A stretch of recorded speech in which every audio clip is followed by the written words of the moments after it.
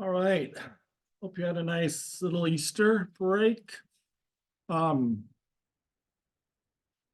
going to jump into Unit 11 here and talk about AI agents using large language models.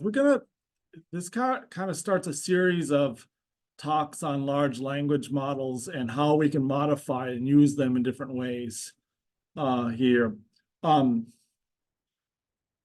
I'm going to go through these learning resources and talk for maybe half an hour, but while I'm doing that, you might want to go to the learning activity 11. I just remember to make it visible, so if it's not there, refresh and bring up this learning practice, make a copy of it and run it. We have to install a fair amount of stuff, so the first couple cells are going to take a few minutes to run. So you can get that running while I'm talking. Be nice. And then we'll go down to that after we kind of talk about this material a little bit. So again, if you just go to learning practice 11 and get the first couple cells at least running, that would be helpful to load in the software. So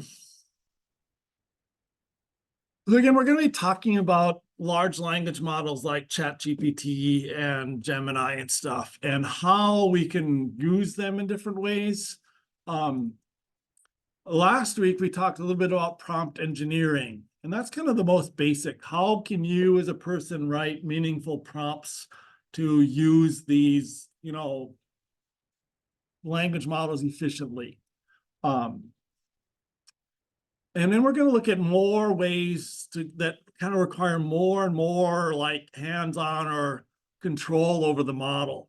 We're going to end up with fine tuning where we actually, remember when we did vision models like CNNs, and we started with a CNN that was like VGG16 that was trained on ImageNet, and we'd open it up and then we'd retrain it or fine tune it, train the last part of it or retrain it on a new set of images. But starting with the base images gave us a head start. And same with these large language models. We can start with a large language model and then fine tune it on a set of vocabulary or a problem set we want to do here. Now, certainly we can't do that with something like GPT-3 or 4 or Gemini that are owned by other companies. But there are some nice open source models where we can have the weights available to us, so we can download the whole model and run through a training program on that. So that's kind of like the other extreme, is just like, actually adjusting the weights and the structure of these models for this. Now, in between these are different levels of stuff. This week, we're going to do AI agents. And AI agents is really kind of like prompt engineering on steroids here. We are going to just use traditional models, but we're going to use them together in a number of different ways. So we're not actually going to modify the underlying models, but we're going to kind of orchestrate between models or with multiple responses to models and stuff like that. We see that done a lot these days. So we'll do that today and Thursday. Next week, we'll talk about RAG and some similar systems. That's when you have your own database of information, and you want to use that in a large language model on your proprietary information there. And so you'll query your information system in a particular way, get some information from that, and then set that to a large language model with a prompt there. So you're using a large language model, but you're also using it alongside your set of data for this. So the last one I hope to talk about is prompt tuning. And that is hard to explain. Basically, I don't know if you remember when we talked a little bit about like the diffusion models, and on those, they would take some random noise and make an image out of them. And then at some point in there, we learned that we could send in some text input halfway into the model, and that text input could be used to train the model so that in the future we could provide some text input and get the image we want. So basically, we kind of like inject a prompt in the middle of a model. So we don't, or some settings in the middle of a model in a certain way. So we'll talk about how we can kind of inject some settings into a large language model to make, and we can then give large language models like a personality. So we can train, we can watch a large language model and make it friendly or make it mean or sarcastic or stuff like that. And so we'll talk a little bit about that, hopefully. So again, this is just different ways of accessing these large language models in different, structures. So, so let's do AI agents. So we'll look at two different ways of doing AI agents. The first is LangChain. We'll be doing that today. And that's a framework, a language framework in Python that lets us just send prompts, get prompts back, use those responses to send other prompts, and kind of manage the whole prompt stuff, program the whole interchange and create chains. It is a little more programming than you might want here. And so we'll talk about that, and I'll try to work you through a lot of those examples. Then we'll look at Thursday, we'll look at Crew AI, and that is a little higher level structure where you create these agents, and they're called agents, and you give them, and you create tasks, and then you put these agents together in crews, and you have a crew do a task, for example. And so we'll talk about setting up a bunch of agents. So maybe you'll have a, like I'm going to have it do a history task. So maybe I'll have an expert, a Minnesota historian, and a historian that can look up any dates and tell me what happened on certain dates. I can have a documenter or an image searcher, and I can have these different agents, and then I can have a task and create a crew and assign it in the sequence or delegate tasks to different agents and stuff like that. So, this is actually used a fair amount these days. So we actually do see now job postings that are going to use like LangChain or Crew AI to actually try to get work done for things. I'm going to just play this IBM video, at least like the first, I think, 6 minutes of it. Let's see where my volume is here.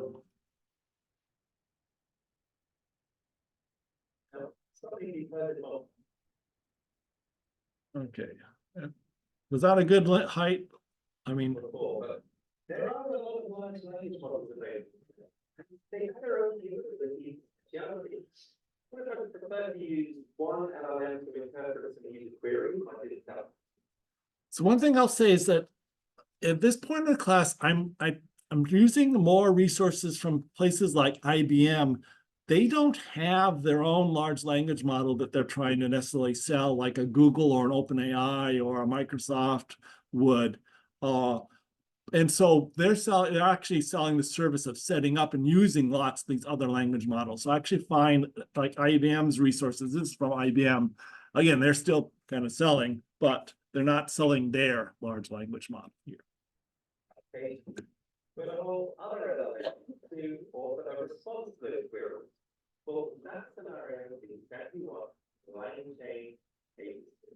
LangChain is an open source orchestration framework for the development of applications that use large language models, like Python and JavaScript. It's essentially a generic capability in LLM. So you have a centralized development environment to build large language model applications. And then it's integrated with stuff like data sources, software workflows. Now, when it was launched by our chain on October 22, LangChain joined the meteoric rise by June of the following year. It was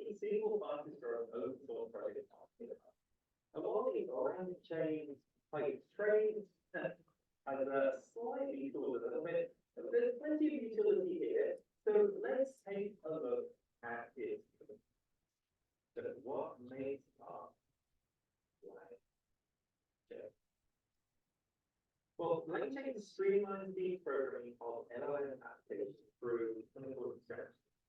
What by that? Well, the thermostat allows you to control the temperature in your home without needing to understand all the complex circuitry that it entails. It's just a temperature, that's an abstraction. So line chain abstraction represent concepts and concepts necessary to work with the model, and they can be chained together to create applications, minimizing that exposure to execute complex networks. So again, this is an orchestration kind of library. It provides us abstractions, which will let us hopefully access LLMs and kind of control them with less code than if we were to program under this, at a lower level. So let's start with the LLM module. Now, any LLM can be used in lecture. You just need an API key. The LLM class is designed to provide a standard interface for all models. So pick an LLM of choice, be that closed source one like GPT-4, or an open source one like R2, or this big line chain. Take both. Okay, what else we got? So in order to use these LLMs, we're going to need API keys to access them. I thought about having you all get API keys, but a number of them, like for OpenAI, you need a paid prescription to get an API key. So I have created API keys that we're just all going to share, and hopefully that'll be okay and we won't run into any limit issues for this. So we'll be able to select from a number of LLMs to use for this, and I'll try to provide API keys for it. For them all. It just saves you the step of going over. Sometimes it's just a matter of registering or paying a monthly or an access fee to get to these. And a number of them are free, of course, that we'll be using. Prompts. Now, prompts are the instructions given to a model. And the prompt template class in LangChain formalizes the content of the prompt without the need to manually hard code context. A prompt template can contain instructions like do not use technical terms in response, or it could be a set of examples to guide responses, prompting, or it could be a final.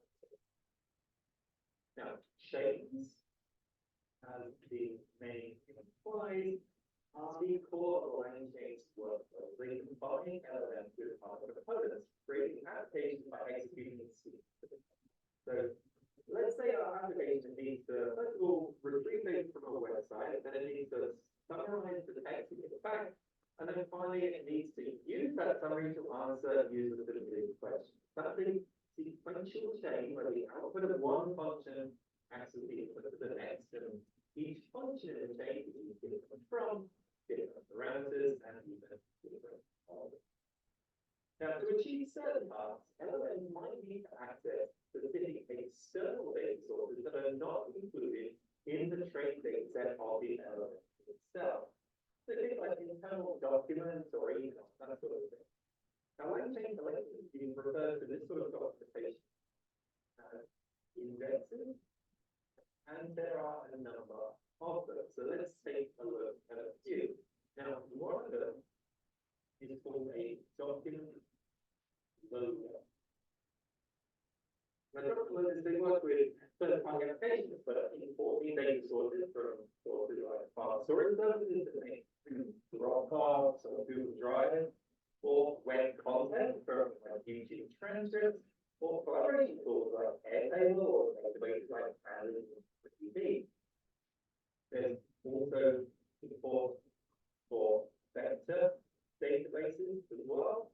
Now, unlike traditional structured databases, vector databases represent a quantified converted into example vector settings, which are numerical representations of the form of vectors of things dimensions. And you can store a lot of information in this format and it's a very efficient use of the. So this is probably as far as we'll get in this class. Today we'll use prompts and chains as a basic structure for this. Next week, when we talk about retrieval augmented generation, RAG, we'll talk about vector database and create a vector database or a document loader. And again, that'll be more where we're going to use, let's say we have our own documents, our own, like at a company, our own proprietary information we don't want to share. We will either use a document loader or a vector database, and we go out there and get that document and retrieve it in a format that we can then send to the LLM for us to use here. So the rest of this stuff is important, but again, we just won't get to it in this class. Very useful as well, because they can split text out into small semantic chunks. Then you can find method of trust. Now, LLM by default doesn't have any long-term memory of prior conversations, unless you have the past of the chat history here and input your query. But LangChain solves this problem with simple utilities for adding in memory into your application. And you have options retaining entire conversations through to options to just retain a summarization of the conversation so far. And then finally, the last one we'll look at agents. Now, agents can either give a language model that reading it to determine which actions. And when we're going to change for an agent, you'll want to include input like a list of the available tools that you should use the input, query, and then any other relevant field. So, okay, I'm going to stop this here. He goes on.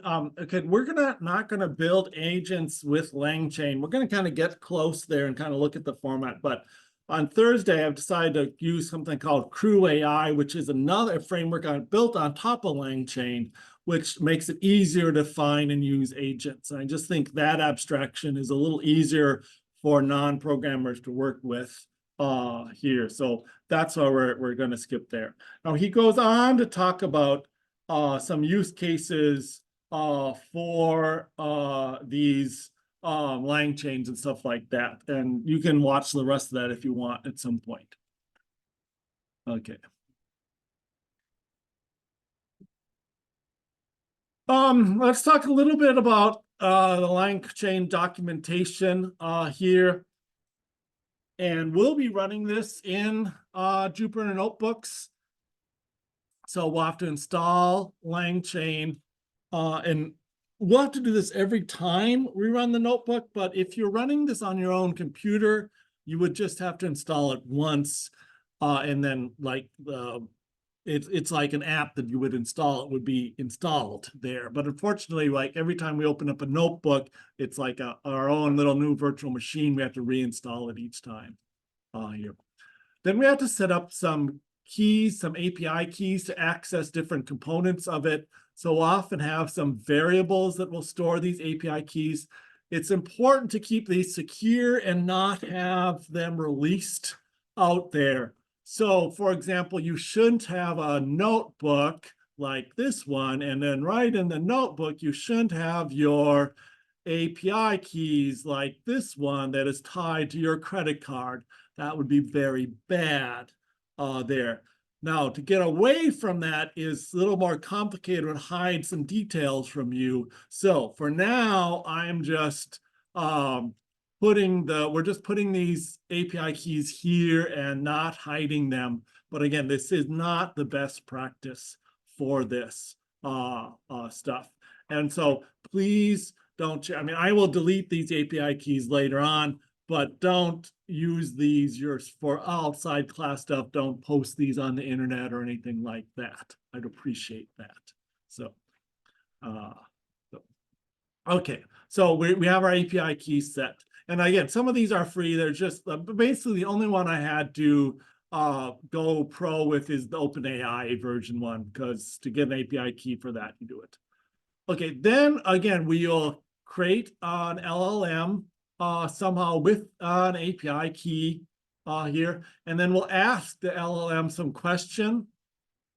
Basically, what we then often do is set up a prompt here that we want to use, and we'll specify kind of what I would call arguments or parameters into our prompts, and these will be in braces here, this sort of brace as our input here.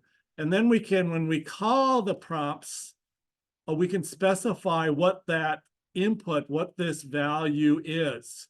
And it will take whatever we provide and substitute it for what's in the braces here and redo the prompt using that information. We'll talk more about how that works and look at a couple examples of that. So that'll let us customize our prompts in different ways. Now, when we chain these together here, what we'll want to do is call a prompt and store the results here. So often we will do something, store the results, and then use those results to send maybe to another prompt or something like that and set things up. So we'll chain these together. We'll be able to do a prompt, take the results and send that and push that in, kind of cut and paste that into a new prompt automatically, and then send out a new prompt for this. So,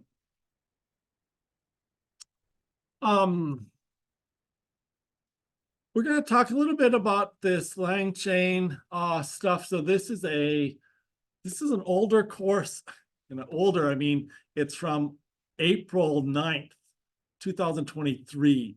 So it's about a year old, which unfortunately in this new stuff, half of it is out of date already, unfortunately. But yeah, the key parts of the structure is still there here.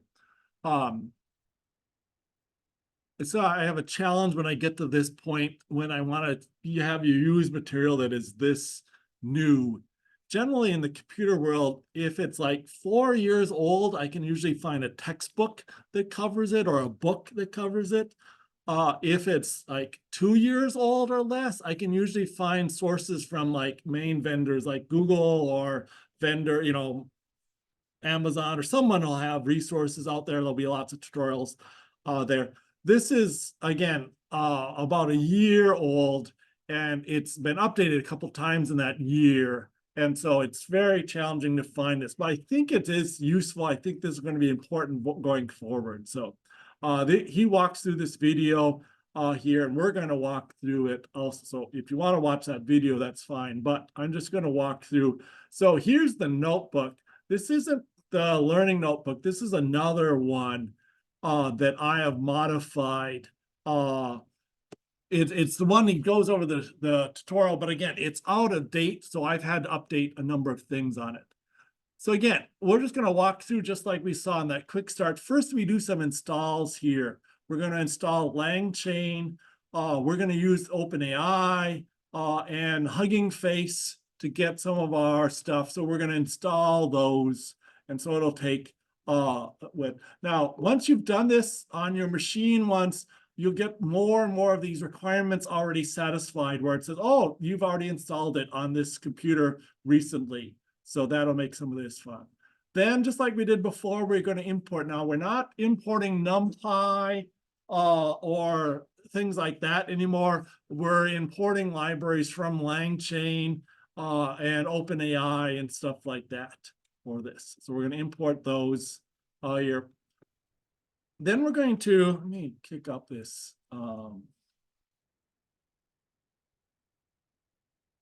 We're going to figure out what LLM we want to use here. So here we're using GPT 3.5 Turbo here. And so we have that model name, and then we're saying we're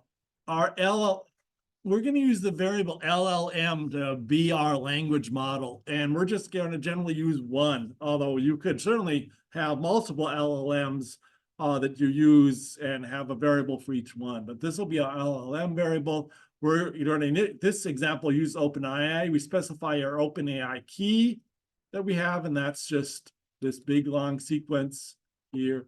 And again, you can just get that from OpenAI or whatever. So if you're in one of these environments and you're logged in,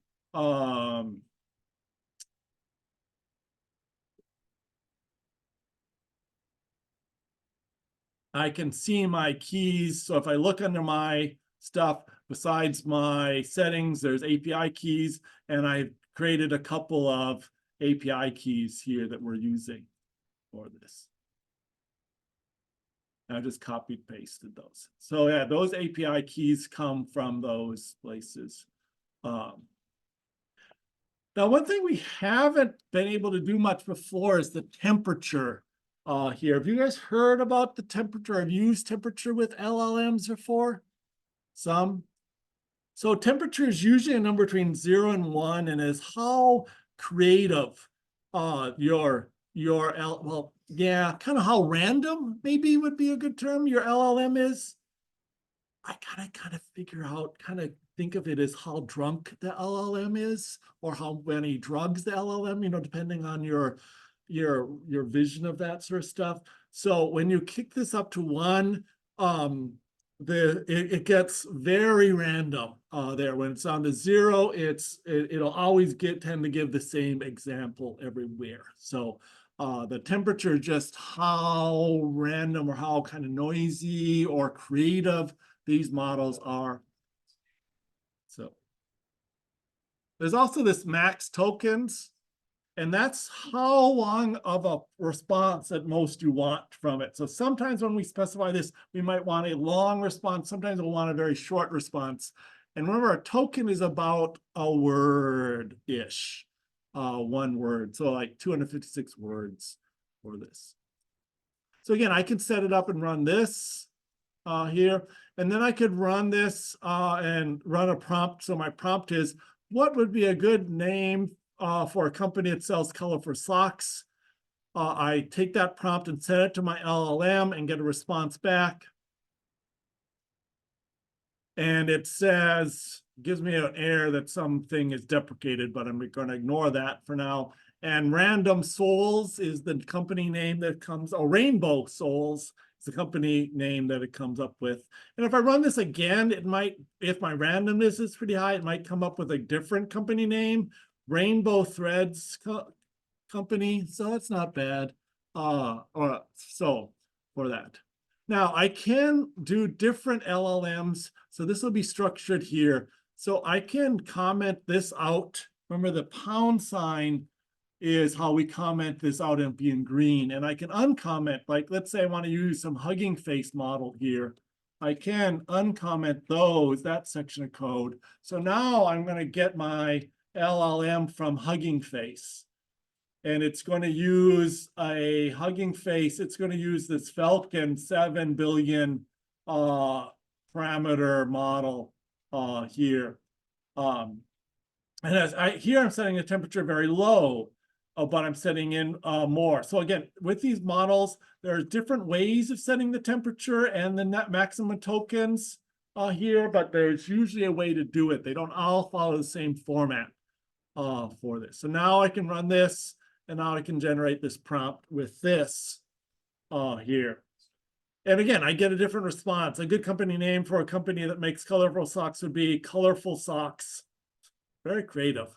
Or Rainbow Socks here. So I think if I increase the temperature, maybe I would get a response that wasn't better than Colorful Socks as the name of a company that sells colorful socks for that.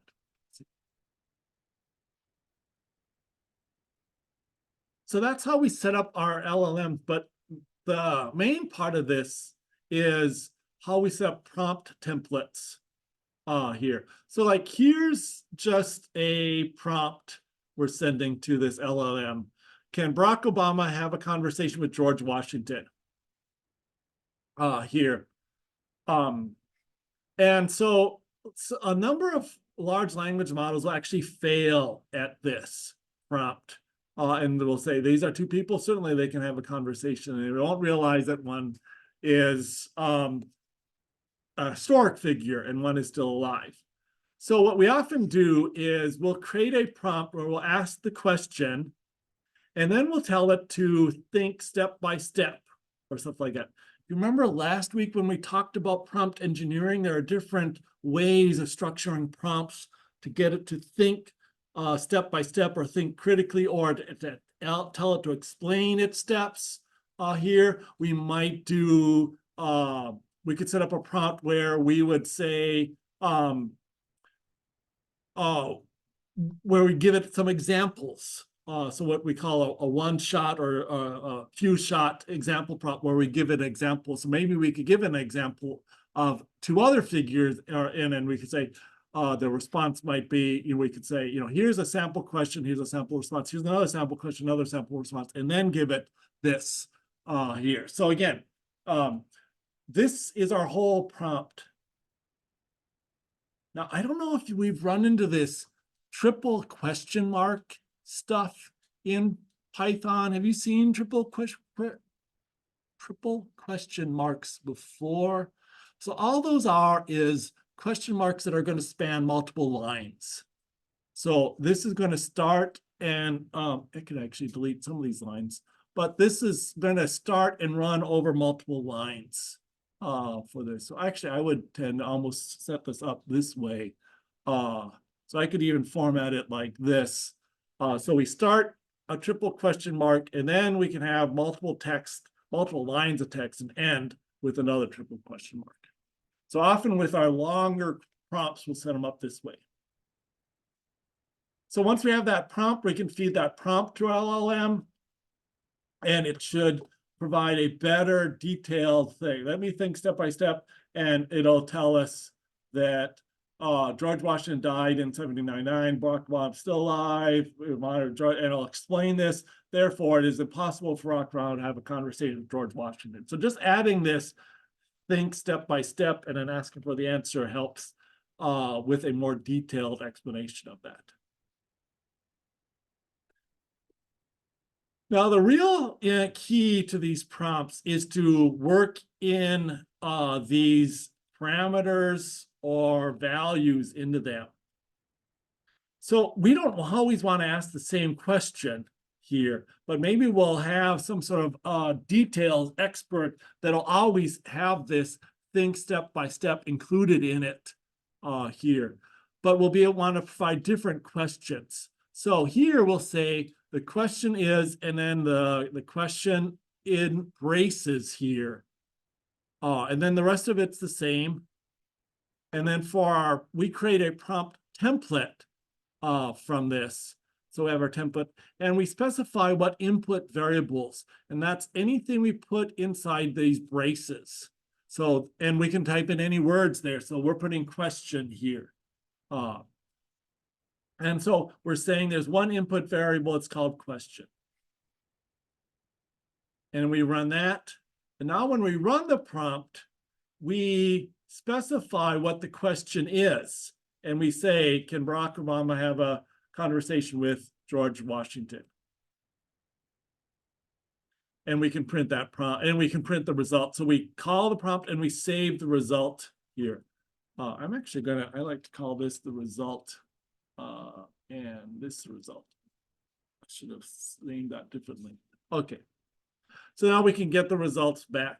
Oh no, that actually is just the whole prompt. I did that wrong. Okay. So this is the prompt, and it substitutes our question in for the actual question up here. And now once we have that prompt, we can send that to the LLM and get the response back for this.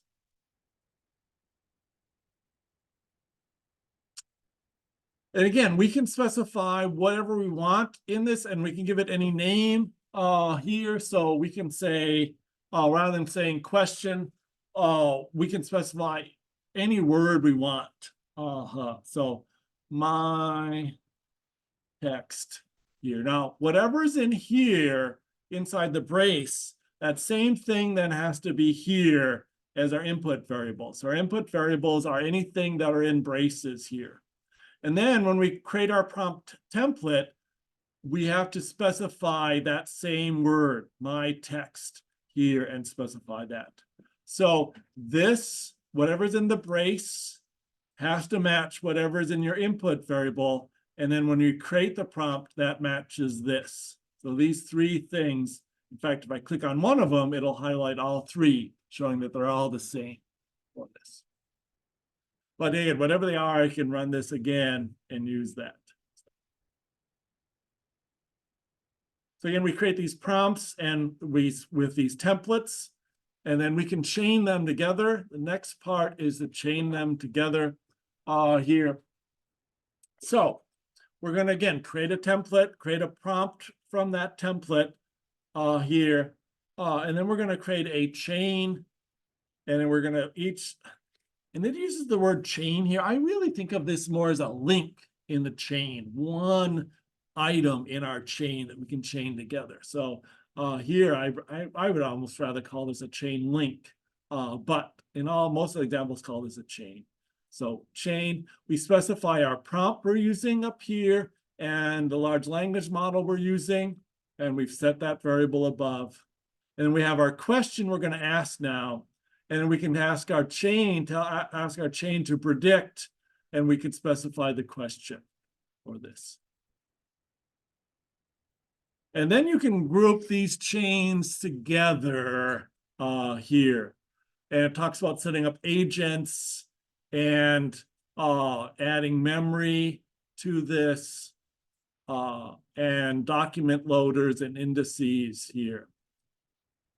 Now, I'm going to skip over most of this. A later part, you can look through and read how this goes here.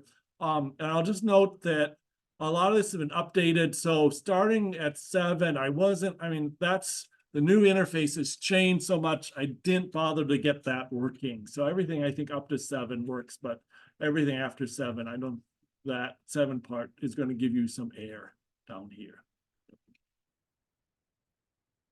Okay, so let's actually go to our learning activity and talk about that.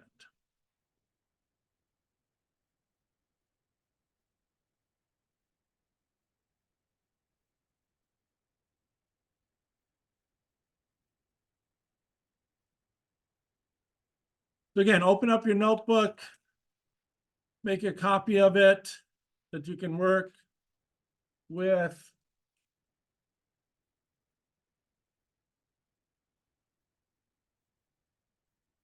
I'm running out of GPU time. Okay. And again, make sure you're doing these first couple of things that does the install stuff. Okay. Now, this is based on a YouTube tutorial that's out there.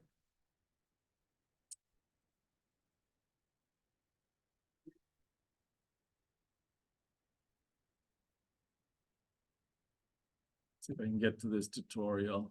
So I'm letting this load in my libraries and then starting this up, and then we'll do this.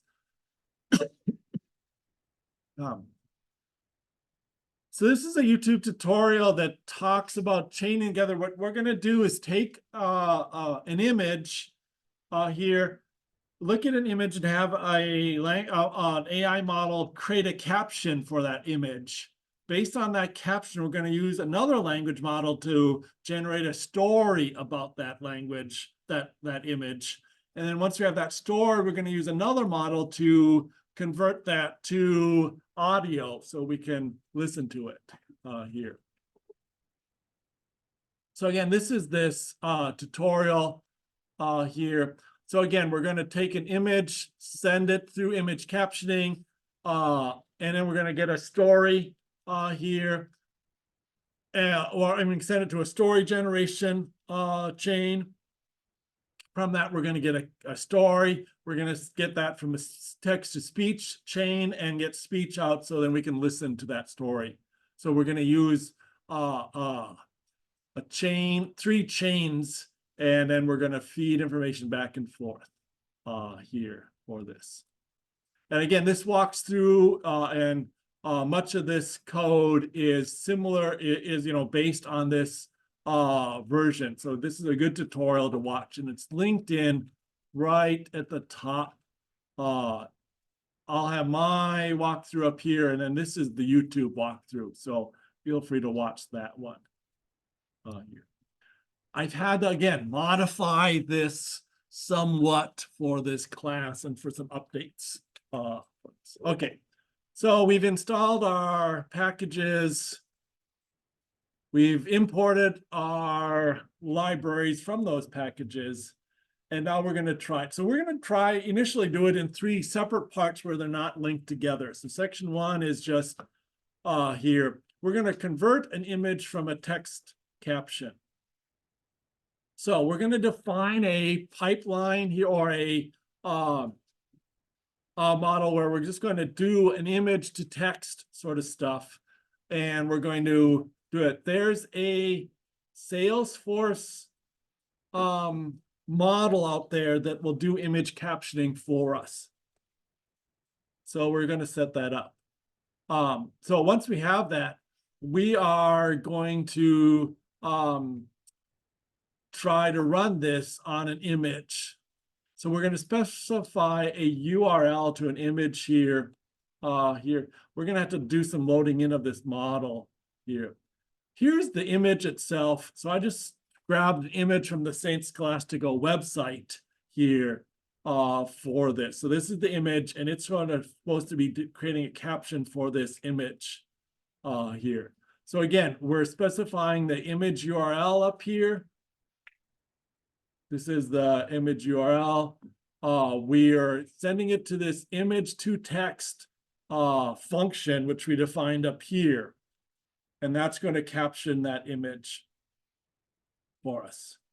And so the caption is simply 2 students studying in the library for this. That looks like, I don't know if that's a library, but that's what is captioning it. Now, we could use different images here. So if,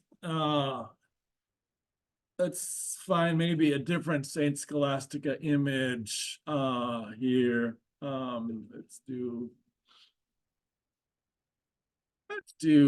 see if we can go to athletics and see if there's an image we can grab there.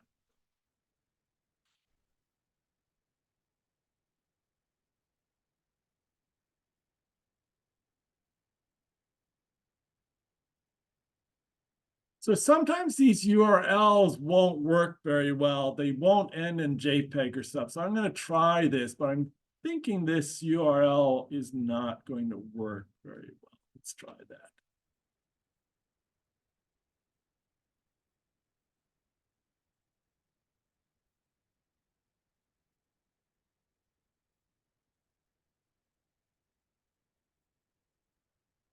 Oh, it did. It worked out fine. So again, this is the baseball player pitching a ball on a field. Sounds about right. Okay, so that's the first step, is taking some image and we can generate a caption from that. Now we're going to take that caption and feed it to our LLM. So here's our setup here. We're going to use one of our LLMs out here. So again, you have a number to choose from. You can use one of the Hugging Face ones here. You can use Google's Gemini, or you can use OpenAI. So this one by default is set to use OpenAI GPT 3.5, which is this default one. And what this does is it just defines a variable called LLM here, which is our language model that we're going to use. So now we're going to create a method call, or a function called generate story. We're going to provide a template. So how would we prompt an LLM to tell a story? Well, you'd say, you are a storyteller. You get a scenario as input text and you generate a short story out of it. And then as context, we are providing the scenario.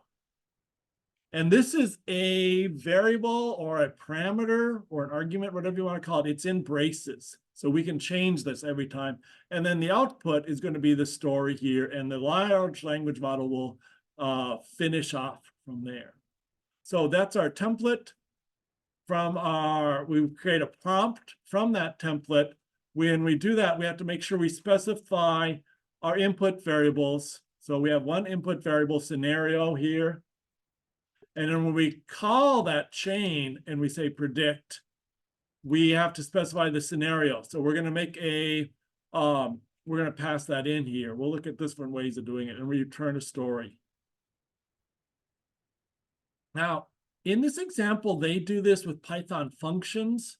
If you're a software developer, Python functions will probably make sense and be a good way of doing it. Later on, I'm going to get rid of these functions and do it more directly when you modify the code. So we'll look at two different ways of kind of doing this. This is the more complicated way in this example. I didn't modify this because this is what the example had, and it's not a bad way. Just if you haven't done much coding, it adds just a little layer of complexity. It creates a function, and then down here we have to call that function. So we create our scenario and do it. Now, there's two ways of doing this. I could define my own scenario here. A man is walking in a dark street and have it create, oops,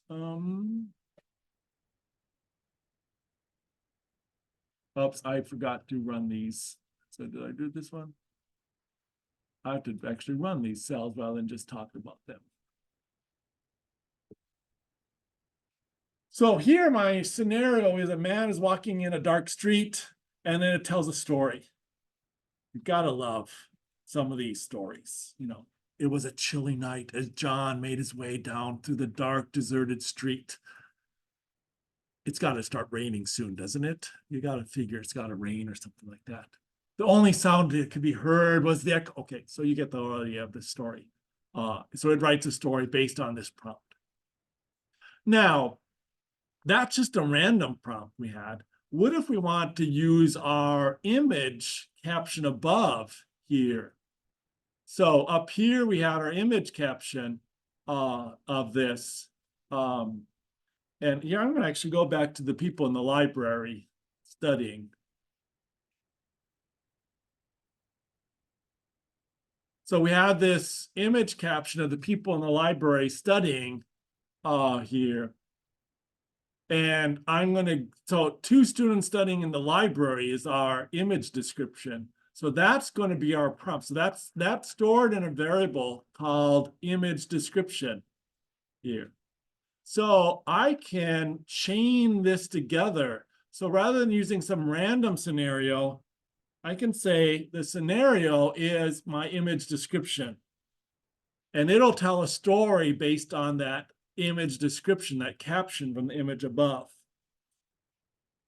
So rather than having a man walking down a scary street, we have in a quiet corner of the library, two students sat hunched over their books, deep in studying. Sarah flipped through the pages, there. So we have a whole story based on that image here. By using the image description variable from above to pass into this story. And again, the last thing we can do is convert this to audio. So again, we can use another language model to do this. We can then generate the audio and have it voice it out.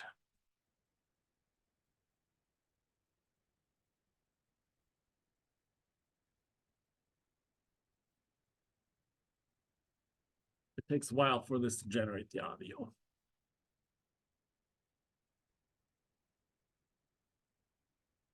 Now remember with this, so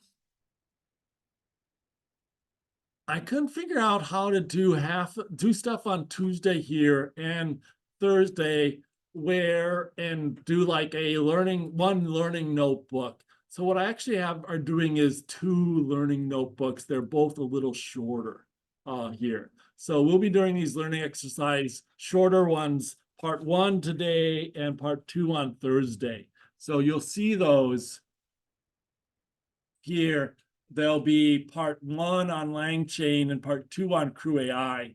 So you have to do both of them. So there's a write-up for this here.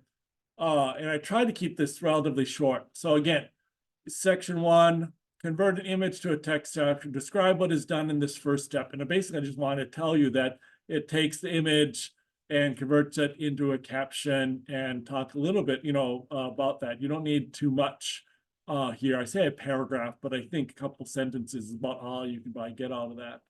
Same with this next one, set up an LM and generate a story and convert a story to audio. I just want you to rehash what we've been talking about here, that this is creating an audio file. So again, it created an audio file based on the story here, and I can play that audio file. I turn my Stephen Susie Sarah flipped through the pages of her story. Textbook her on her roll as she tried to make sense of the dates and even this time. Our text to audio libraries that are available free are not the greatest here. So it doesn't turn out, it's not the best results, but it's an attempt. So the next one is similar. We're just kind of bringing it all together in a shorter format here. So we're creating an image. So now we're going to use this free image that's out there. And we're going to look at that.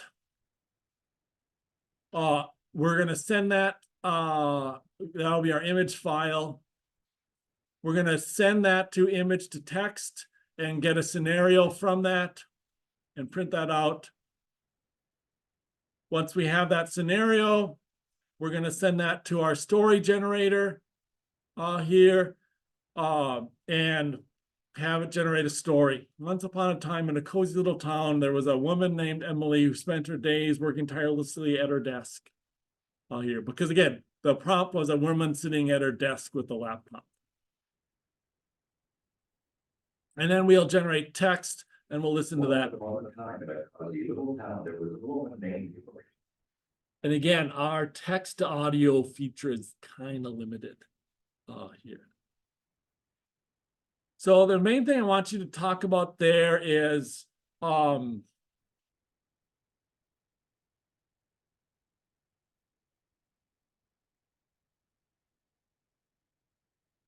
is information moved from one prompt to the next?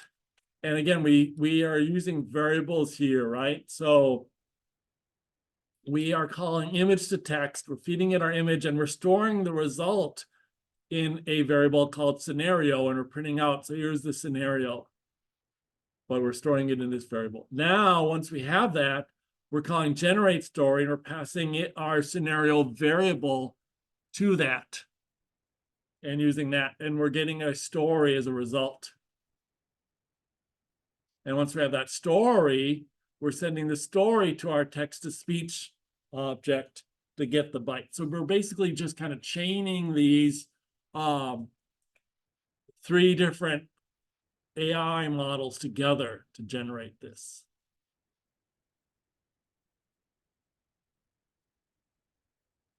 And your job is to try this with some other image here. So again, I can take this image of a baseball player. I can go up here where image file is. I can paste this in here. Run this. There's my new image. I can get a caption or a scenario from this. I can get a story from the caption. I can convert that to audio. So the caption is our scenario is a baseball player pitching a ball in a field. And then here's our story. It was a hot summer day at the baseball field. A crowd was buzzing with excitement. And then I can listen to that here.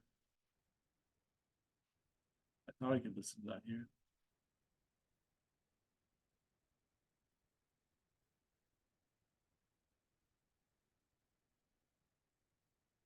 Maybe it didn't generate it quite right. Okay. So try your own image. Now you don't have to go to St. Scholastica to find your images. You can just go anywhere.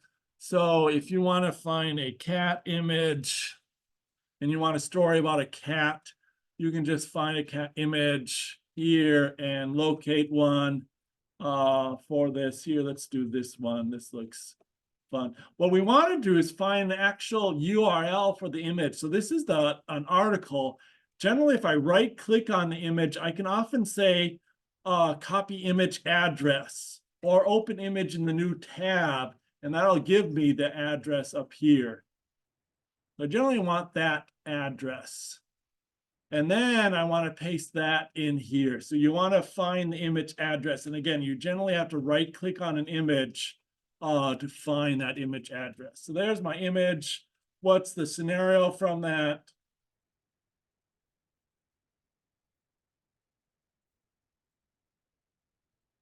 Okay, and here we ran into trouble with the image. It had trouble identifying the image here. I think this double dots may have caused some problem. So let's try it again. Yeah, it's displaying it, but not working well. So again, I might have to try a different cat image to do. See if we can go to Prina and get this image. Copy image address. See if this image will be better.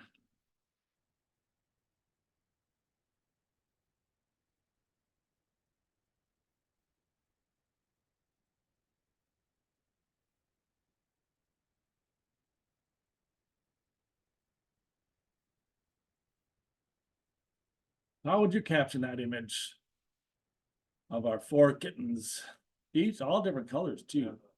A group of kittens sitting in a row. Okay, so what's our story based on that?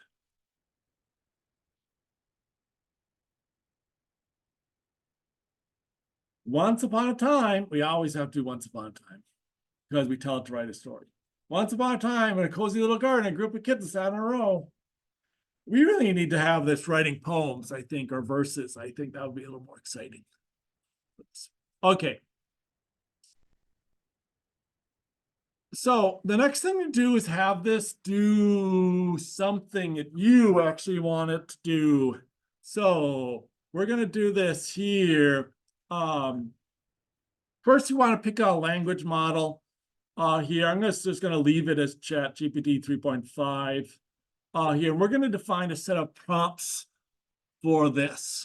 So try to think of something you have to do in class for something out there that you can, and it would be nice if it were a task that required some researching or writing some context or something like that. And we're going to break this task down into multiple steps here. I like to do family history search. So I often want to write a topic or a little paragraph about what was happening when someone was born, a historical figure in my family here. So I'm going to do that. I'm going to have it write a history of about a place and a time where someone was born for this. But you can think of something else. Is there something you have to do in one of your classes here? Some code you have to write, a program you have to write, some posting you have to write there. So we're going to want to set up our prompt for that here. And we're going to have a series of prompts here. I'd like you to do at least 3 prompts for this. So I'm going to start my first prompt here and kind of set some framework, like what do I want it to do? You are a history expert. You can tell me what was happening at a historical time and location.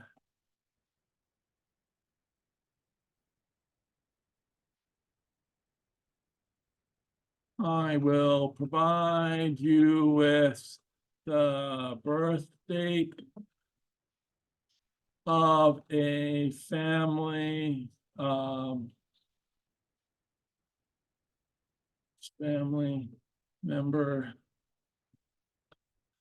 and where they were born. You will tell me what was happening then.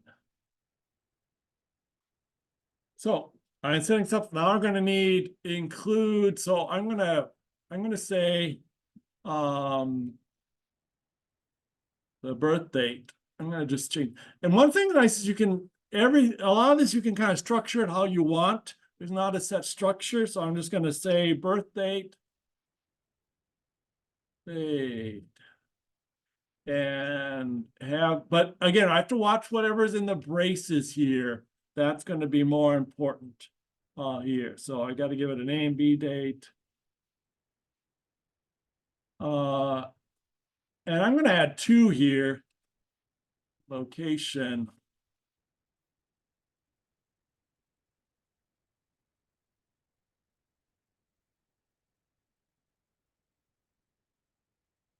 And rather than output, I'm going to say like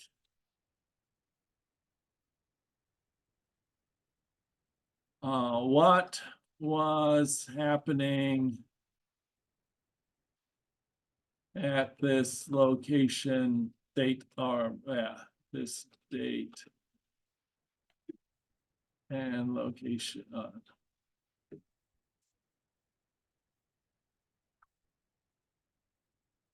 And then for the input variables, I can specify. Now, you might want to set this up without any input variables. And so I'm going to actually take this and show you how to do it without any input variables. This first one I could do without any variables, maybe if I wanted to. And I could just hard code in the dates if I want. So I'm going to just show you how to do that initially, the birth date. So I'm going to say this person was born in 1923 in Duluth.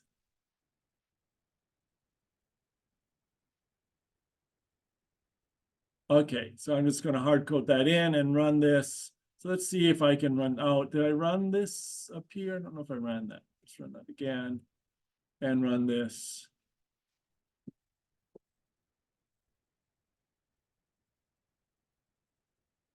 Oops, it's missing a quote here, so give me an error. I must have deleted that.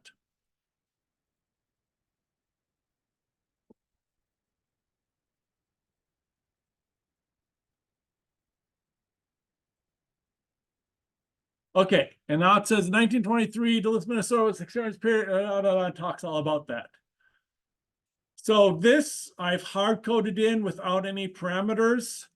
Again, I could also do it with parameters if you want. So this is without parameters. Here I'm gonna actually move this one up here and do this with parameters just so we can see it also. Well, let's do it separately, I guess. So this is my prompt 2. So if I have my parameters, I have to specify them here. So my 2 parameters are the B date, comma, and the location. And then when I ask it to do the predict here, I have to tell it, send it some information. The B date is, what was I saying? 1923 in Duluth, 1923. And the location was Duluth, Minnesota. So I can do that here also.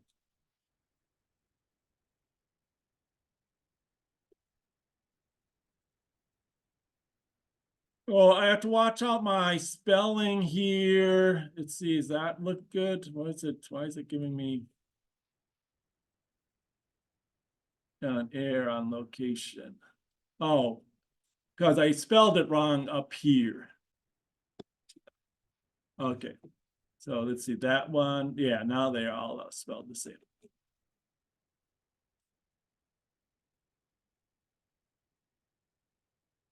Okay, now I've got two different stories here.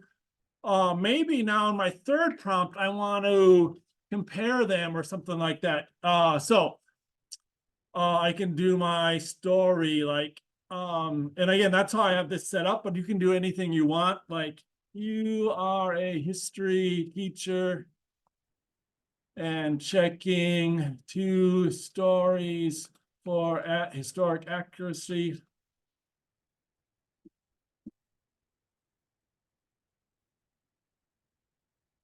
Please compare these 2 stories.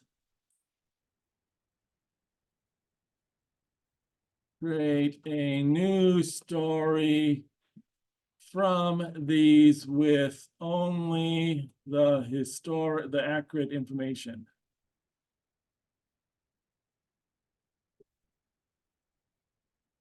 And here are my 2 answers here. And then I'm going to feed into this my results from above here.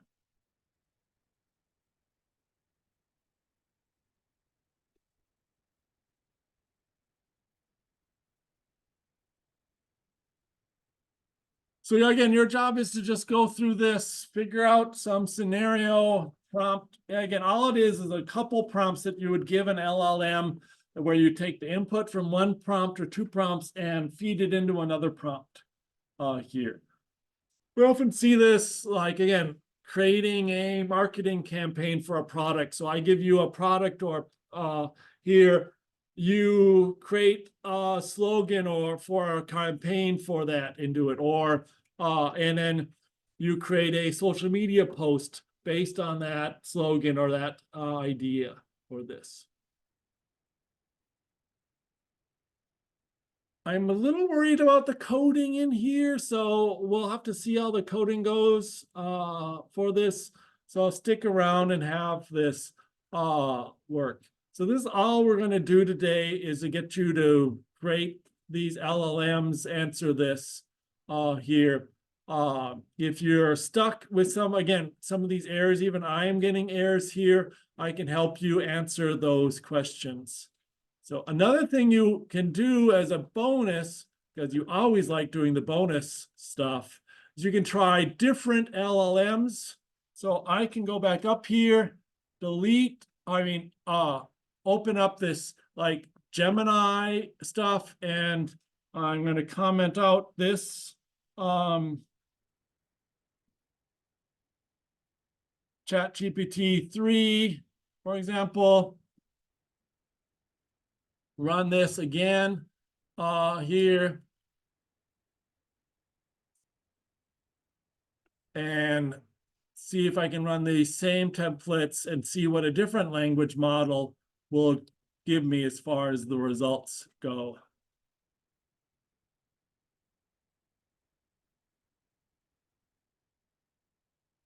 Our goal then is on Thursday to make an agent maybe that'll do your homework for you.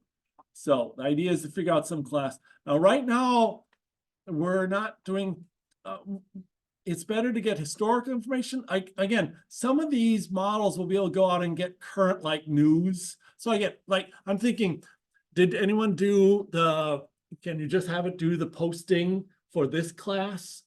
Here, go out, find some AI news, write a posting, give an example of what the format is, and have it do. We should do that on Thursday. Maybe on Thursday I'll do that one. But again, some of these AI models don't have current news in them. So if I look at this stuff,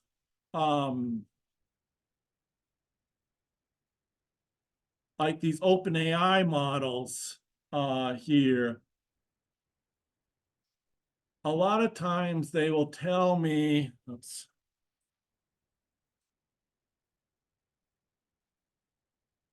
Like here, GPT 3.5 has data up to September 2021. So that's not current news.